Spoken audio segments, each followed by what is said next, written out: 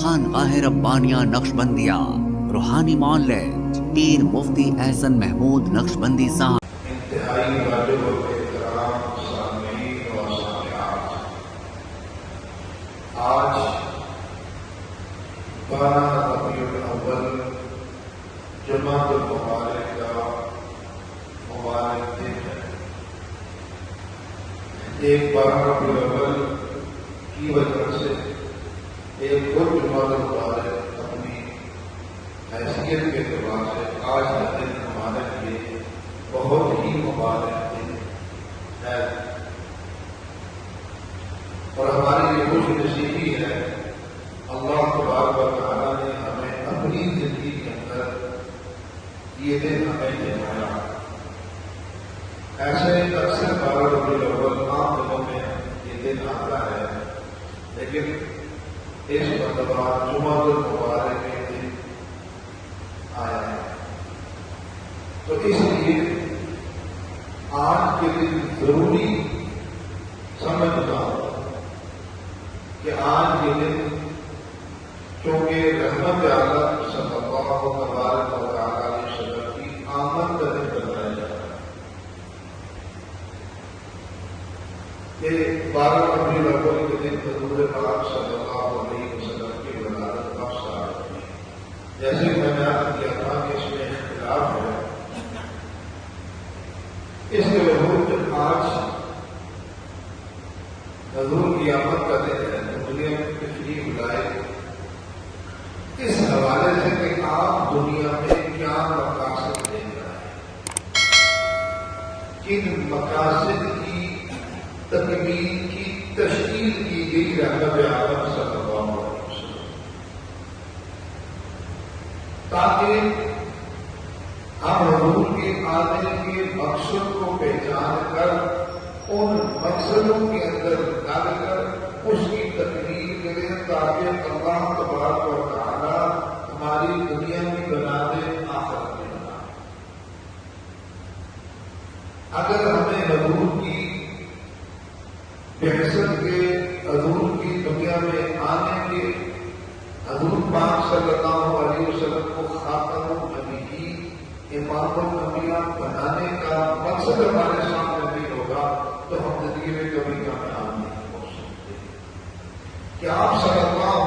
علیہ وسلم کو اللہ تبارک و تعالیٰ نے دنیا میں کن مقاصد کی تکمیل کے لیے بھیجا، اگر یہ ہمارے سامنے نہیں ہوگا تو سمجھ لیجیے کہ ہم تو پھر ایسے ہی براہ نام زندگی گزار رہے ہیں۔ اب قرآن پاک کے اندر حضور پاک صلی اللہ علیہ وسلم کی بعثت کے مقاصد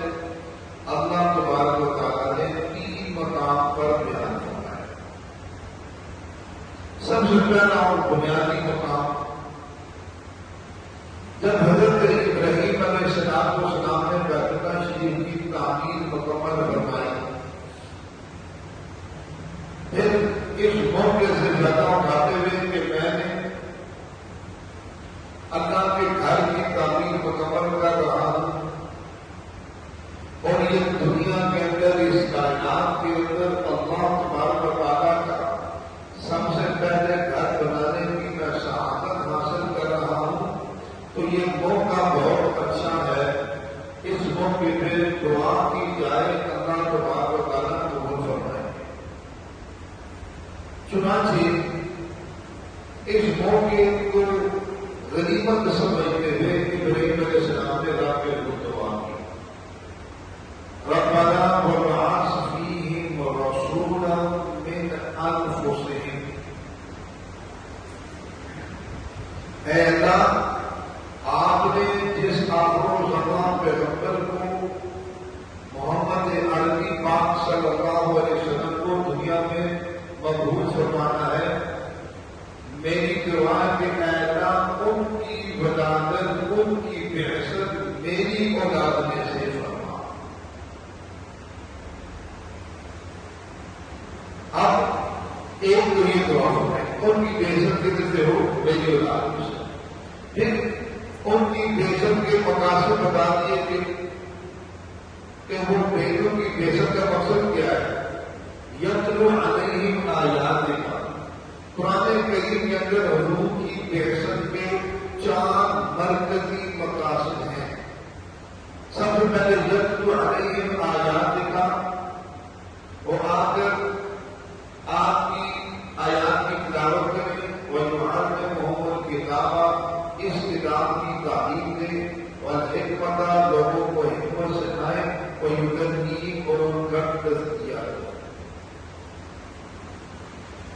یہ وہ واحد پہلا مقام ہے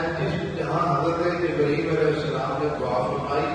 اور اللہ تبارک و تعالیٰ نے ابراہیم علیہ السلام کی دعا کو قبول فرمایا اور انہی کی اولاد میں سے تاجدار مدینہ صلی اللہ علیہ وسلم کو دنیا میں محفوظ فرمایا۔ اس لیے یہ آپ نے روایات میں سنا ہوگا، بہت سارے علماء سے بھی سنا ہوگا کہ یہ بیت اللہ شریف کی شان ہے، یہ عظمت ہے، یہ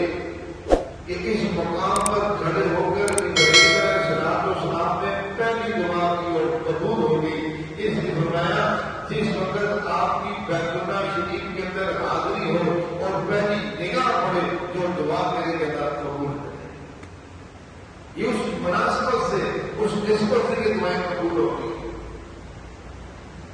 کہ حضرت ابراہیم علیہ السلام نے پہلی دعا کی اور انہوں نے قبول فرمائی۔ اس لیے فرمایا پہلی نظر پڑنے پر جو دعا ہوگی نہ قبول۔ تو اور بھی دو اور مقامات پر بھی ہیں آپ کی تعلیم کے، آپ کی دنیا میں بھیجنے کے مقاصد۔ تو فراہمی نگرامی کے اندر مقصود یہ ہے کہ ہمارے سامنے وہ بنیادی مقاصد آ جائیں، میں اور آپ ان کو سامنے رکھ کر اپنی زندگی کی تشکیل کی، تاکہ دنیا میں بھی فنا ہو، کامیابی کے ساتھ ہمیں نوازا کرے، آخرت کی ہمیشہ ہمیشہ کی کامیابی ہمیں عطا فرمائے۔